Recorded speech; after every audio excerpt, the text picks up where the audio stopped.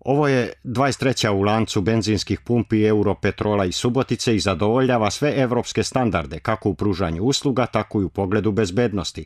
Šta više, kako je to istakao dr. Željko Vidović, predsjednik opštine Vrbas, prilikom presecanja vrpce, ova pumpa će obezbediti izvesno novo zapošljavanje. Svi znamo da je ova benzinska pumpa bila dugo godina predmet spoticanja u opštine Vrbas, pisanja raznih peticija i svega ostalog, pošto nije bila urađena po standardima koji bi zadovoljavali rad jedne ovakve pumpe.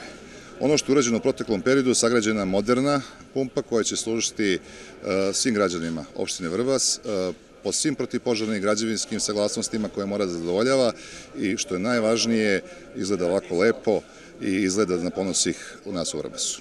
Koliko imamo saznanja, do sada je radilo 8-9 ljudi, zapravo 9 ljudi radilo na ovoj pumpi, sad se očekuje da će tu raditi 19 ljudi, znači 10 ljudi će naći svoje uhlebljenje iz opštine Vrbas na ovoj pumpi.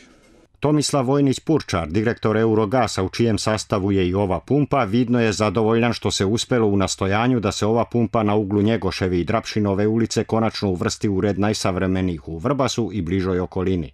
Ja se zahvaljujem opštini Vrbas i građanima što su nam ukazali priliku i napokon posle više godina smo uspeli da dobijemo potpuno građevinsku dozvolu i sve dozvole, pošto smo dosta imali u prethodnom periodu problema. Otvorili smo građanima Vrbasa, nadamo se da ćemo ispuniti njihova očekivanja u smislu kvaliteta. Mi u našem lancu imamo 23 benzinske pumpe, svugde prodajemo samo standardnog kvaliteta i uvoznog.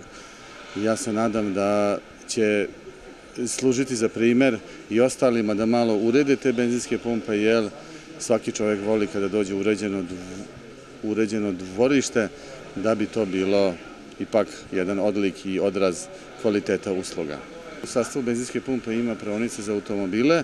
Malo sad ovdje nismo uspeli da stavimo auto servis za ugradnju autogasa, ali se nadamo da ćemo to u vrlo kratkom roku, pošto ima potrebe za ugradnju, da obezbedimo da li na benzinskoj pumpi ili u susedstvu da ima ugradnja autogasa, jer to mušterije jako vole, kupci koji su bili kod nas svih ovih godina, tamo 5-6 godina koliko smo mi prisutni u Vrbasu.